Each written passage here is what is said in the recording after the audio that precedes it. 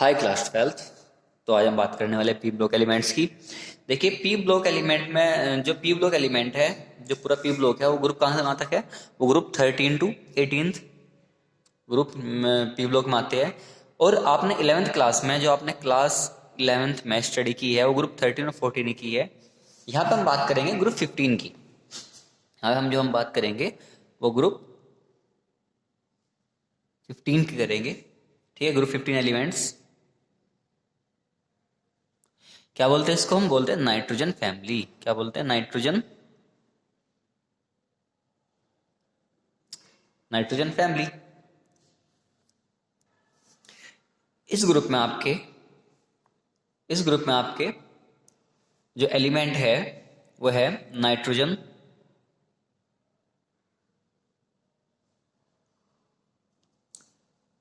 Phosphorus,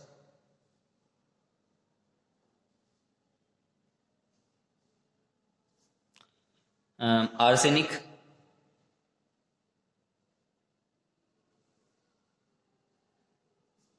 antimony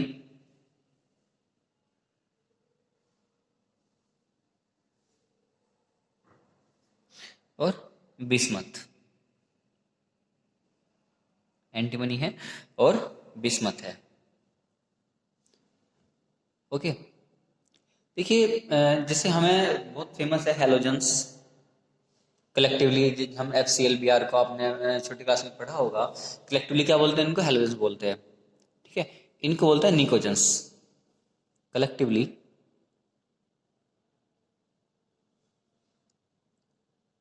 these elements are known as pnictogens. क्या बोलते हैं इनको? निकोजेंस। और इनके जो कंपाउंड है इनको बोलते हैं निकोनाइड्स। निकोनाइड्स। असल में जो वर्ड आया, जो वर्ड है मेरे पास, अ, ये आया ग्रीक वर्ड निकोमिंग से। ग्रीक वर्ड आया है मेरे पास है निकोमिक्स। इसका मतलब होता है सफोकेशन। क्या मतलब है इसका? सफोकेशन। ठीक है, तो आगे हम बात करेंगे इनके इलेक्ट्रॉन कॉन्फ़िगरेशन की, कुछ फिजिकल प्रॉपर्टीज की, है ना।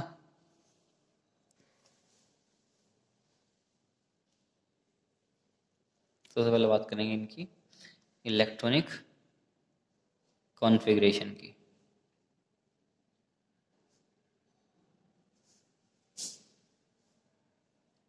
नाइट्रोजन, फास्फोरस, आर्सेनिक, एंटीमनी और बिस्मथ। नाइट्रोजन का एटॉमिक नंबर होता है 7 है, 15, आर्सेनिक 33 और एंटीमनी 51 और bismuth 83। Bismuth 83।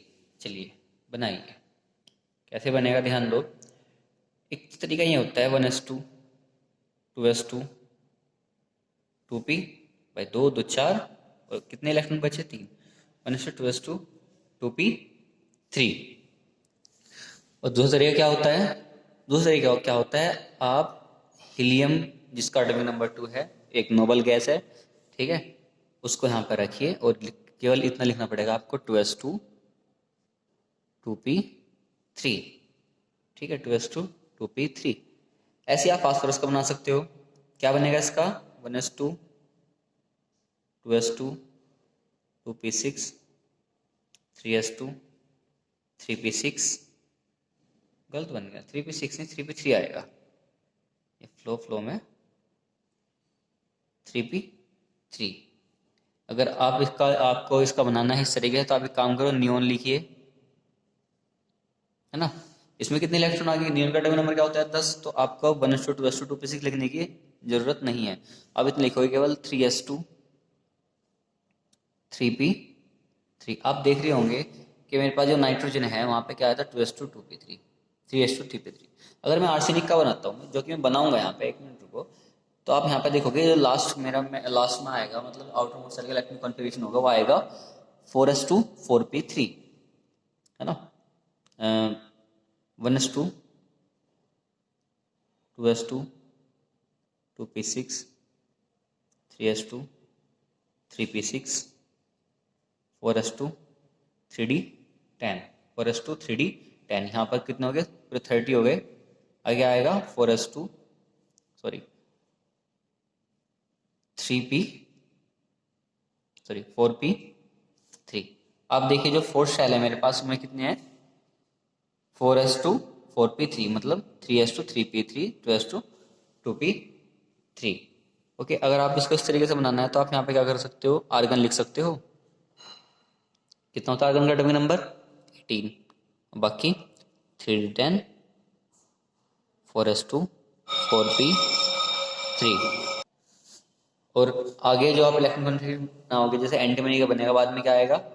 5s2, 5p3, 6s2, 6p3। आप ऐसे बना सकते हो। तो ओवरऑल हमने देखा कि इनका जो इलेक्ट्रॉन कॉन्फ़िगरेशन है, अगर हम जनरली बात करें तो वो क्या है मेरे पास? वो जनरली मेरे पास है ns2, np3। यहाँ पे n क्या है? नंबर ऑफ शेल है। आउटरमोस्ट शेल में इलेक्ट्रॉन कितने होंगे सबके? वो कितने होंगे? वो कितने होंगे भाई? देखो 5 होंगे ना। आउटरमोस्ट शेल के इलेक्ट्रॉन कितने होंगे? 5 होंगे। ठीक है, इन कुछ प्रॉपर्टीज की बात करता हूँ। सब उसमें सबसे पहले आएगी आपकी एटॉमिक प्रॉपर्टी।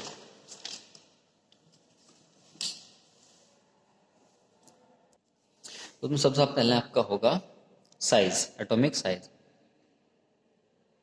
एटॉमिक साइज देखिए, हम अगर बात करते हैं नाइट्रोजन फैमिली की, तो nitrogen, phosphorus, arsenic, antimony, bismuth. जैसे जैसे हम ऊपर से नीचे आते हैं तो नंबर ऑफ शेल बढ़ती है। नंबर ऑफ शेल बढ़ती है। इसमें कितनी आ जाएंगी? 4 आ जाएंगी ना। तो आप देख रहे होंगे कि जैसे हम ग्रुप में ऊपर से नीचे आते हैं तो नंबर ऑफ शेल बढ़ती है, जिससे साइज भी बढ़ता है। साइज भी बढ़ता है। ठीक है, अगर हम एक ऑक्सीडेशन स्टेट में बात करें तब भी मेरे पास साइज क्या होगा? अप डाउन बढ़ेगा ही बढ़ेगा। ठीक है, तो size increases on moving up to down in group. ठीक है, नंबर 2 हम बात करते हैं आयनाइजेशन एंथैल्पी की। ठीक है, आयनाइजेशन एंथैल्पी क्या होती है? किसी सपोज ग्रुप में पास कोई एटम है, उससे मुझे आउटरमोस्ट शेल से इलेक्ट्रॉन निकालना है। उसका आउटमोस्ट शेल से इलेक्ट्रॉन रिमूव करना है, कुछ एनर्जी देनी पड़ेगी। वो क्या होगी मेरे पास? आयनाइजेशन एंथैल्पी होगी। अब एटम जितना बड़ा होगा, एटम जितना बड़ा होगा, उसके आउटरमोस्ट शेल से इलेक्ट्रॉन और उसके न्यूक्लियस का अट्रैक्शन फोर्स कम होगा। हम वहां से इलेक्ट्रॉन बहुत जल्दी निकाल सकते हैं। अब देखिए ऊपर से नीचे आने पे यहाँ पे साइज बढ़ रहा है, मतलब इस इलेक्ट्रॉन का और इस न्यूक्लियस का, इसके न्यूक्लियस का जो अट्रैक्शन फोर्स होगा कम होगा। मैं इस इलेक्ट्रॉन को जल्दी से निकाल सकता हूँ। लेकिन बात करूंगा इसकी, तो इस इलेक्ट्रॉन का और इसके न्यूक्लियस का अट्रैक्शन फोर्स बहुत ज्यादा होगा। मैं इलेक्ट्रॉन नहीं निकाल सकता, इजीली इलेक्ट्रॉन नहीं निकाल सकता। इससे क्या होगा? हम कैसे कहते हैं कि आयनाइजेशन एंथैल्पी ऊपर से नीचे आने पर क्या होगी? घटेगी। आयनाइजेशन एंथैल्पी ऊपर से नीचे आने पर घटेगी। ओके, नंबर 3 हम बात करते हैं इलेक्ट्रोनेगेटिविटी की। इलेक्ट्रो निगेटिविटी, साइज बढ़ रहा है ऊपर से नीचे आने पे, इलेक्ट्रोनेगेटिविटी घटेगी। इस ये वाला जो ग्रुप है, इसमें जो मोस्ट इलेक्ट्रोनेगेटिव एटम है वो कौन सा है? नाइट्रोजन। वो कौन सा है? नाइट्रोजन। तो इलेक्ट्रोनेगेटिविटी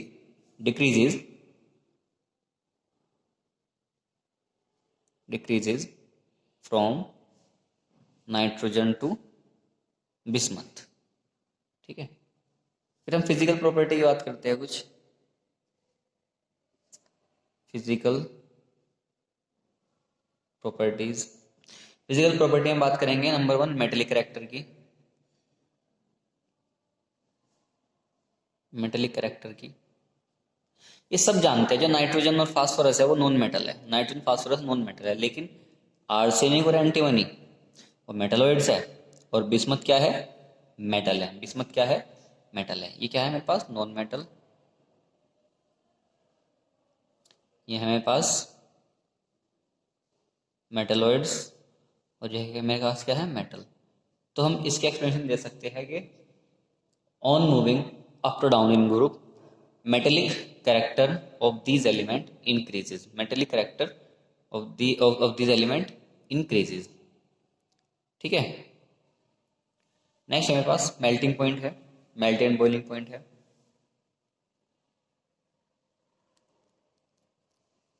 मेल्टिंग एंड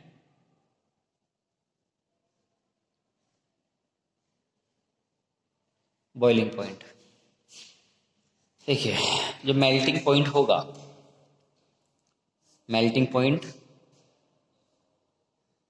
फर्स्ट लिख रहा हूं मैं क्योंकि ये अच्छा पॉइंट है। Melting point of this group first increase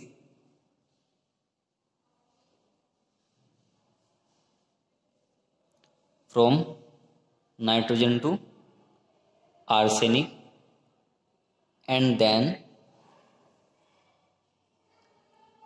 decrease to antimony and bismuth। पहले तो बढ़ता है नाइट्रोजन से लेकर आर्सेन तक, फिर घटता है। ठीक है, फिर घटता है। लेकिन अगर हम बॉइलिंग पॉइंट की बात करते हैं, हालांकि जो है हाउएवर बॉइलिंग पॉइंट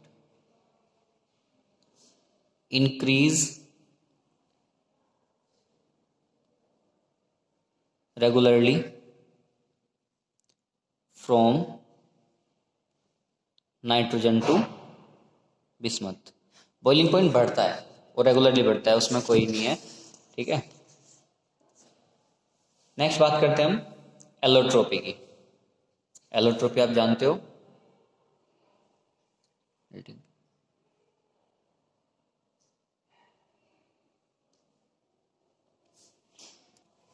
एक ही एलिमेंट दो अलग अलग फॉर्म में रहता है, दो या दो से ज्यादा अलग अलग फॉर्म में रहता है। आपने 10th क्लास में पढ़ा होगा, बहुत फेमस है, allotropes of carbon, graphite, diamond, है ना, फुलरिन। तो एलोट्रोप यहाँ पे क्या है, लिख रहा हूं मैं इस बात को, except nitrogen and bismuth, except nitrogen and bismuth, all element of this group show allotropy। Phosphorus के एलोट्रोप बहुत इंपॉर्टेंट है, उसमें से आप यूज भी करते हो, है ना। फास्फोरस का एलोट्रोप है, फास्फोरस कौन कौन सा एलोट्रोप है,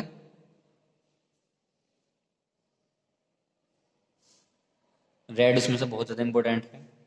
वाइट फास्फोरस बहुत फेमस होता है। वाइट फास्फोरस को हम पूछा भी जाता है कि कौन सा एलिमेंट है, ठीक है, जिसको हम वाटर में रखते हैं, वाटर में स्टोर करते हैं, वो कौन सा है, वाइट फास्फोरस है। ठीक है। इसकी एक फॉर्म होती है ब्लैक फास्फोरस भी होता है। ठीक है, ब्लैक फास्फोरस भी होता है। रेड फास्फोरस आप जो मैचिस्टिक होती है, माचिस होती है, वहां पे यूज करते हो। फिर कुछ हम केमिकल प्रॉपर्टी की बात करेंगे।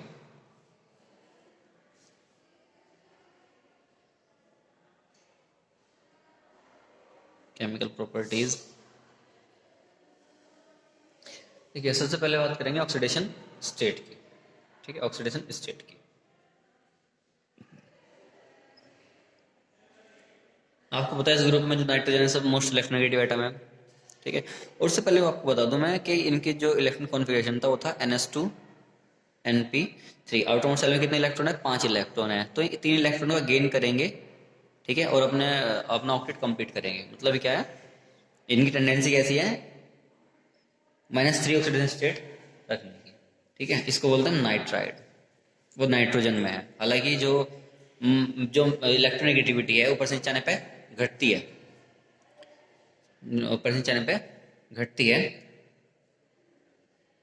तो मेरे पास जो नाइट्रोजन के अलावा एलिमेंट है वो कोवेलेंट होंगे, इवन विद मेटल। ओके, जैसे मैं आपको बात करता हूँ Mg3N2,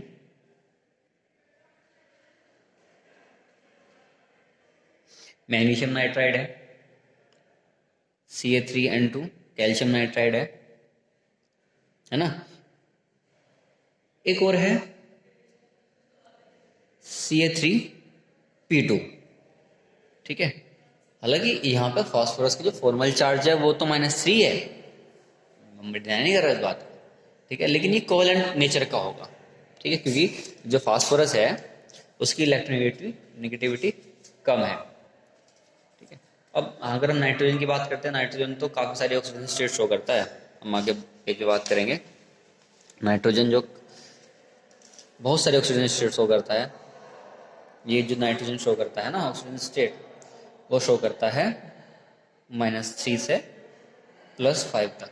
कुछ कंपाउंड लिख रहा हूँ यहाँ पर, उनमें नाइट्रोजन की ऑक्सीजन स्टेट अलग अलग होगी। जैसे कि नाइट्रोजन में हम सबसे पहले NH3 की बात करते हैं, यहाँ पे क्या होगी ऑक्सीजन स्टेट नाइट्रोजन की -3।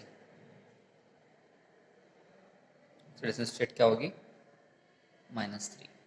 ठीक है, NH2 NH2, इसमें क्या होगी -2, NH2 H2OH, इसमें क्या होगी -1। नाइट्रोजन N2 N2O +1, NO इसमें कितनी होगी +2, N2O3 NO2 +4। ठीक है, N2O5 +5 +4 +5। ठीक है, सब है मेरे पास यहाँ पे। यहाँ आपने देखा भी होगा, जैसे मैं आपसे बात करता हूँ, यहाँ पर नाइट्रोजन की +5 ऑक्सीडेशन स्टेट है। ठीक है, यहाँ पे जो और अदर एलिमेंट होगी उनकी +5 ऑक्सीडेशन स्टेट होगी। ठीक है, लेकिन वो जो +5 ऑक्सीडेशन स्टेट होगी उसकी स्टेबिलिटी घटेगी ऊपर से नीचे आने पे, क्योंकि क्योंकि उन पर इफेक्ट लगेगा इनर्ट पेयर इफेक्ट। ठीक है, stability O +5 oxidation state decreases while that of +3 oxidation state increases due to inert pair effect। एक G-2 इफेक्ट है। यहाँ पे क्या होता है, जो ग्रुप ऑक्सीडेशन स्टेट होती है, जैसे +5 है तो हम -2 करेंगे। ठीक है, तो जो हैवी एलिमेंट होंगे उनकी +3 ऑक्सीडेशन स्टेट ज़्यादा स्टेबल होगी। ठीक है, वो ज़्यादा स्टेबल होगी। ठीक है, देखिए अभी तो ये मेरे पास थोड़ा इंट्रोडक्शन सा ही था इन सब चीज़ों का, इन सब का इंट्रोडक्शन था। लेकिन अगर आपसे बात करूँगा यहाँ के क्वेश्चन जो आने की उम्मीद है कहाँ से है, देखिए इनके हाइड्राइड्स है। हाइड्राइड सारे एलिमेंट क्या है, हाइड्राइड फॉर्म करते हैं। किस टाइप के, MH3 टाइप के। MS यहाँ पे M का मतलब यहाँ पे कोई भी एलिमेंट हो सकता है, जैसे NH3 PH3 ASH3 SBH3। ठीक है, मैं लिख रहा हूँ हाइड्राइड्स। सब जानते होंगे नाइट्रोजन के हाइड्राइड को, अमोनिया। ठीक है, लिख रहा हूँ, चलो इसका नाम भी मैं अमोनिया। PH3 इसको थोड़े कम जानते होंगे, फॉस्फीन। उसके बाद आता है आर्सेनिक AsH3, इसका नाम होता है आर्सीन, इसको थोड़े और कम जानते होंगे। फिर आता है मेरे पास स्टीविन, इसको भी और कम जानते होंगे। ठीक है, एक आ गया मेरे पास SbH3, सॉरी मैंने नाम लिख दिया SbH3। ठीक है, BiH3, बिस्मथीन। ठीक है, सब इनके नाम है। ठीक है, इनको हम प्रिपेयर कर सकते हैं मैग्नीशियम नाइट्राइड से और H2O से। मेरे पास बनता है NH3, यहाँ पे बैलेंस करें, 2 नाइट्रोजन आएंगे और 3 MgOH का होल ट्वाइस, है ना। ऐसे हम यहाँ पे प्रिपेयर कर सकते फॉस्फीन को, Ca3 ब्यूटेस, कैल्शियम फॉस्फाइड से, और सेम रिएक्शन होगी, बस यहाँ पे PH3 आ जाएगा ना, सेम रिएक्शन होगी। ठीक है, और देखते हैं हम इनका प्रॉपर्टी वगैरह। ठीक है, बॉन्ड एंगल पे देखते हैं। इनका जो बॉन्ड एंगल होगा इनके हाइड्राइड्स का, वो बहुत ज़्यादा इंपॉर्टेंट है। मैं लिख रख लो, इस बात को नोट करना। ठीक है, जो बॉन्ड एंगल होगा इनका, ठीक है, बहुत इंपॉर्टेंट है, एग्जाम में पूछा जाता है। ठीक है, बॉन्ड एंगल एग्जाम में पूछा जाता है। देखिए सबसे पहली बात, मैं इनके बॉन्ड एंगल का ऑर्डर लिख रहा हूँ। जो NH3 है मेरे पास और जो PS3 है, NH3 में जो बॉन्ड एंगल होगा, हाइड्राइड कैसे होंगे इनकी स्ट्रक्चर आपको पता होनी चाहिए according to VSEPR theory. According to VSEPR theory क्या होती है, ट्राइगोनल। मैं यहाँ पे NH3 की बना रहा हूँ ट्राइगोनल पिरामिडल, ठीक है। ये लोन पेयर ऑफ इलेक्ट्रॉन है, ठीक है। अब यहाँ पे इलेक्ट्रोनेगेटिव एटम है कोई, यहाँ भी कोई इलेक्ट्रोनेगेटिव है, PS3 की भी ऐसी बनेगी। एक 7.8 इसका बॉन्ड एंगल है। अब मैं यहाँ पे इसका बॉन्ड एंगल लिखा 93.6, एकदम बॉन्ड एंगल कम हो गया है ना, इसका बॉन्ड एंगल एकदम कम हो गया। कैसे कम हो गया, ध्यान दो। मेरे पास यहाँ कोई इलेक्ट्रोनेगेटिव एटम है, ठीक है, ये हमारे यहाँ पे कोई इलेक्ट्रोनेगेटिव एटम है, ध्यान दो। अब ये जो यहाँ पे इलेक्ट्रॉन्स होंगे, यहाँ पे इलेक्ट्रॉन्स होंगे, ज़्यादा इलेक्ट्रोनेगेटिव एटम होगा, वो अपनी तरफ उन इलेक्ट्रॉन को बहुत ज़्यादा अट्रैक्ट करेगा। जिससे क्या होगा, यहाँ पे रिपल्शन बढ़ेगा और ये बॉन्ड एंगल बढ़ जाएगा। रिपल्शन जितना कम होगा बॉन्ड एंगल उतना कम होगा, ठीक है। इसलिए PS3 का कुछ बॉन्ड एंगल है। अब मैं अगर कोई हाइड्राइड लिखता हूँ, उसकी तो इलेक्ट्रोनेगेटिविटी और भी कम होगी, आर्सेनिक की तो और भी कम है, जिसका बॉन्ड एंगल वो और भी घट जाएगा। वो कितना घट जाएगा, 91.8 डिग्री, ठीक है। जैसे SbH3 है, उसका बॉन्ड एंगल और घट जाएगा, कितना हो जाएगा 91 पॉइंट, हालांकि कम घटा है पहले से। BiH3 का 90 डिग्री हो जाएगा, तो बॉन्ड एंगल घट रहा है ना, बॉन्ड एंगल घट रहा है। तो ये बहुत जरूरी बात है आपकी, ठीक है। अब बॉइलिंग पॉइंट, हाइड्राइड के बॉइलिंग पॉइंट है, उनको भी देखते हैं, ठीक है। हाइड्राइड के बॉइलिंग पॉइंट को देखते हैं, ध्यान दो। जिनको बॉइलिंग पॉइंट है वो रेगुलर नहीं है। मैं यहाँ पे इसी ऑर्डर में लिखता हूँ, यहाँ पर ध्यान दो, NH3, PS3, ASH3, ठीक है, SbH3 और BiH3। अब जो इनके बॉइलिंग पॉइंट होंगे वो इंक्रीज होंगे regularly from PS3 to BiH3, ठीक है, इंक्रीज होंगे। लेकिन NH3 में ऐसा कुछ नहीं है, NH3 में ऐसा कुछ नहीं है। NH3 में क्या होती है, H बॉन्डिंग होती है, ये गैस है, इसका सबसे कम हो जाएगा। सबसे ज्यादा बॉइलिंग पॉइंट किसका होगा, सबसे ज्यादा बॉइलिंग पॉइंट होगा BiH3 का, due to van der Waals force of attraction. Heavy element है Sb, फिर इसकी बारी आएगी, फिर 3rd नंबर आएगा NH3 का, 4 नंबर इसका और फिर 5 नंबर इसका। असल में इसकी आपको याद करनी पड़ेगी, इनको रेगुलर ऑर्डर नहीं है बॉइलिंग पॉइंट का, ओके।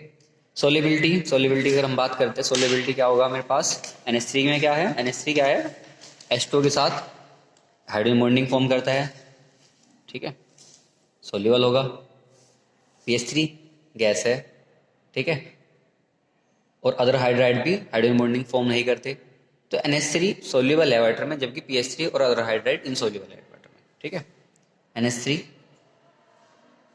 सोल्यूबल, ठीक है, इन वाटर, ठीक है, while other hydride are insoluble, other hydride are insoluble, other hydride are insoluble। Thermal stability देखते हैं कि थर्मल स्टेबिलिटी होगी, थर्मल स्टेबिलिटी वो घटेगी। जो थर्मल स्टेबिलिटी होगी, ये बहुत इंपॉर्टेंट पॉइंट है ये वाला,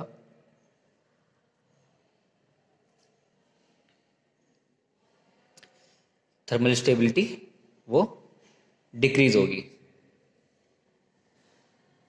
decreases from NH3 to BiH3, ठीक है, BiH3। बेसिक कैरेक्टर भी डिक्रीज होगा इनका,